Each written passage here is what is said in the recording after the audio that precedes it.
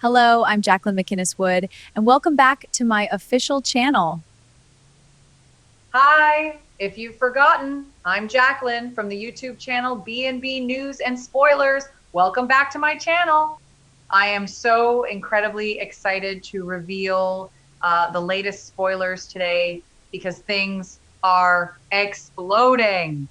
We are diving into the Logan fashion show disaster, Brooke catching Hope red-handed, and a massive violent showdown at the Cliff House between Steffi, Taylor, and Sheila. Let's get into it.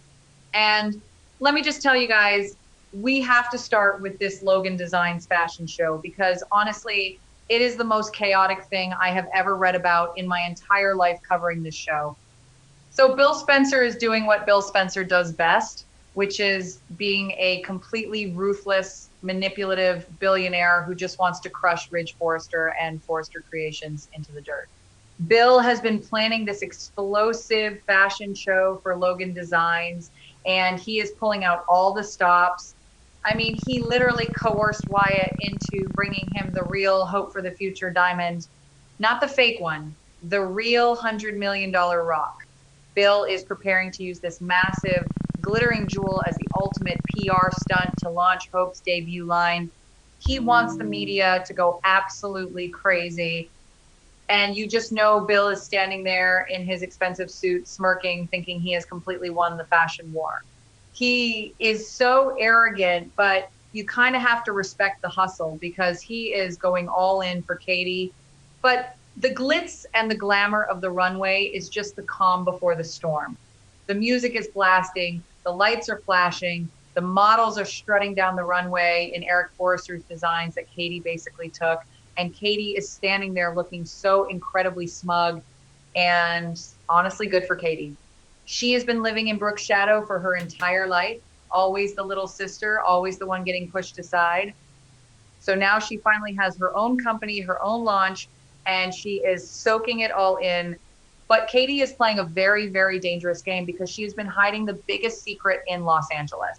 She hired Hope, her own niece, and she has been letting Hope lie to Brooke's face about taking a leave of absence from Forrester Creation. It is so sneaky. I mean, I love the drama, but what did Katie think was going to happen? Did she really think Brooke wasn't going to find out? So, of course, Brooke Logan Forrester shows up because Brooke cannot stand not being in control. She has been interrogating Katie, demanding to know who the secret designer is, and she is just not letting it go. Brooke marches right into the Logan Designs building, completely ignoring security or whatever, and she heads straight for the backstage area. She thinks she is entitled to know everything. She is probably thinking she's going to catch Katie in some lie, or maybe she's just there to scold her sister again about using Eric's designs. But Brooke pushes past the curtains, walks right into the backstage chaos where the models are changing, and she stops dead in her tracks. She is completely paralyzed because she sees something that absolutely shatters her reality. Brooke sees Hope, her sweet, innocent daughter, Hope Logan, standing right there in the middle of the Logan Designs backstage area, frantically adjusting the outfit on the lead model just seconds before she walks out onto the runway. Boom, the secret is out. It is fully, completely exposed. Hope isn't on a sabbatical. Hope isn't resting. Hope is the secret weapon for the rival fashion house. And Brooke just breaks. I mean, she completely falls apart. You have to understand, Brooke just spent weeks begging Ridge and Steffi to give Hope her line back. Brooke literally tried to steal Steffi's co-CEO job just to protect Hope's place at Forrester. And this is how Hope repays her by secretly defecting to the enemy and lying to her face. And it gets so much worse, you guys, because Brooke doesn't just quietly pull Hope aside. No, Brooke has a complete visceral, emotional breakdown right there in front of the live media cameras. The press is everywhere, snapping photos, filming the behind the scenes footage for the launch, and they catch Brooke Logan crying and screaming in absolute devastation. It is a live PR nightmare. Brooke is humiliated. She is destroyed, and Hope is just standing there probably looking terrified, but also defiant because Hope wanted to spread her wings, right? Hope was tired of Steffi shelving her line, but doing it like this, letting your mother find out on live television while she is surrounded by reporters, that is so brutal. It is cold. I honestly didn't think Hope had it in her to be this ruthless, but maybe she is learning from Bill and Katie. But wait, because the fallout from this is nuclear. Steffi Forrester Finnegan is obviously watching this whole thing unfold. Steffi never misses a chance to monitor the competition. And when she sees the live feed of Hope working for Logan Designs, Steffi goes absolutely ballistic. And honestly, can you blame her? Steffi just offered to relaunch Hope for the Future immediately if Hope came back to work. She gave Hope a chance. And instead, Hope is over there committing a massive, severe breach of her Forrester Creations contract because Hope never actually quit. She just told them she was taking a leave of absence. You cannot be under contract with Forrester and secretly design for Logan at the exact same time. That is illegal. So Steffi immediately jumps into action. She is not sad. She is vindictive. Steffi publicly declares that Hope has violated her contract and she threatens to sue Logan Designs into the ground. Steffi is bringing the full legal wrath of Forrester Creations down on Katie, Bill, and Hope. And Steffi doesn't stop there. She officially strips Hope of absolutely all her rights to the Hope for the Future brand. Everything Hope built, her entire legacy, her name, Steffi is taking it all away. And she has the legal right to do it. This isn't just a little family squabble anymore. This is a massive, permanent, legal, and emotional war. The lines are drawn in the sand. The Logan and Forrester families are divided forever. There is no coming back from this. Hope is now forced to make a cruel, agonizing choice between her mother, who is a broken, humiliated mess, and her new career and independence at Logan. What a mess. A crazy, chaotic mess.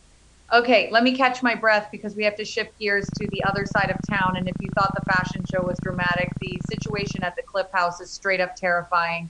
So we know Sheila Carter Sharp caught Deacon and Taylor making out on the couch.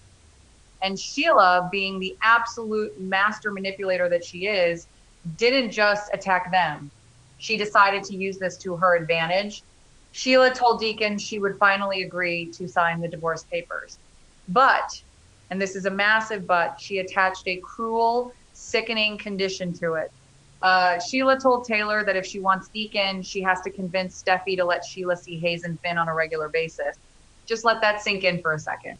Sheila is blackmailing a world-renowned psychiatrist and Taylor. Oh my gosh, Taylor. What has happened to her?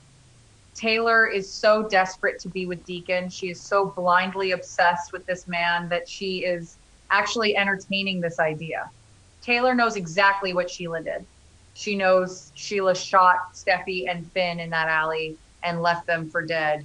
She knows Sheila is a psychopath, but Taylor is so desperate for love, so desperate to not be alone, that she is willing to sell her own daughter out just to get her man.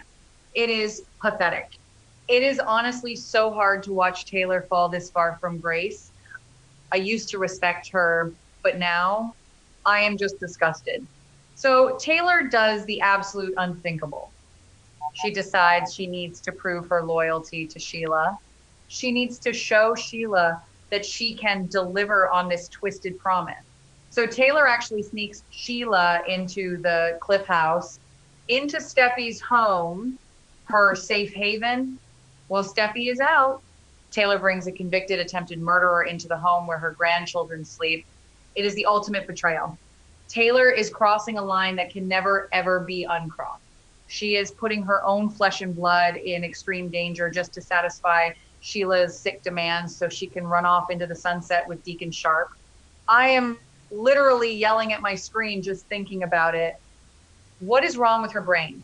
But of course, because the soap gods love chaos, Steffi comes home early. Steffi walks through her front door, probably exhausted from dealing with the whole Hope and Logan lawsuit drama. And she looks into her living room. And what does she see? She sees Sheila Carter standing in her house holding her baby. Sheila is holding little Hayes. I cannot even imagine the sheer blinding panic that must have ripped through Steffi's body in that exact second. This is her worst nightmare come to life. The woman who nearly killed her, the woman she physically dragged out of her house just days ago, is standing there holding her innocent child. And Steffi's own mother let her in. Steffi completely snaps. She goes into full primal mother bear mode. Steffi lunges at Sheila, and a massive, violent physical altercation breaks out right there in the middle of the Cliff House. It is vicious. They are screaming, they are grabbing, furniture is probably getting knocked over. Steffi is fighting for her child's life. And in the middle of this absolute hurricane of violence, Taylor tries to intervene. Maybe she's trying to stop Steffi. Maybe she's trying to protect Sheila so the deal doesn't fall through. Who even knows at this point? But Taylor gets caught in the crossfire and she gets severely injured in the scuffle. She gets hurt, and honestly, I don't even feel sorry for her. She brought this on herself. She brought the devil into her daughter's house. Steffi manages to rip Hayes away from Sheila. She is shaking. She is vibrating with absolute rage and trauma. And she turns to Taylor, her mother, the woman who is supposed to protect her. And Steffi looks Taylor dead in the eye and declares that she is going to have her committed to a mental institution. Yes, Steffi threatens to lock her own mother up in a psych ward. And let's be real, Steffi is completely justified. She tells Taylor that she has fundamentally betrayed the family, that she is sick in the head, and that she is a danger to everyone around her. The mother-daughter bond between Steffi and Taylor is completely, irreparably shattered. It is dead. Steffi will never forgive her for this. Never. And then we get to the most chilling, disturbing part of this entire sequence. While Steffi is screaming at Taylor, while Taylor is bleeding and crying on the floor, while the family is literally tearing itself into pieces, Sheila just stands there and Sheila smiles. She gets this sick, triumphant, evil smirk on her face because Sheila realizes that her master plan is working flawlessly. She didn't even have to do anything violent today. She just planted the seed and Taylor did all the dirty work for her. Sheila's goal was never just to get a quick visit with Hayes. Her goal was to completely isolate Steffi. Sheila wants to destroy the Forrester family from the inside out. She wants to turn Taylor into Steffi's absolute worst enemy. And she succeeded. Now, Taylor has no one left except Deacon and Sheila.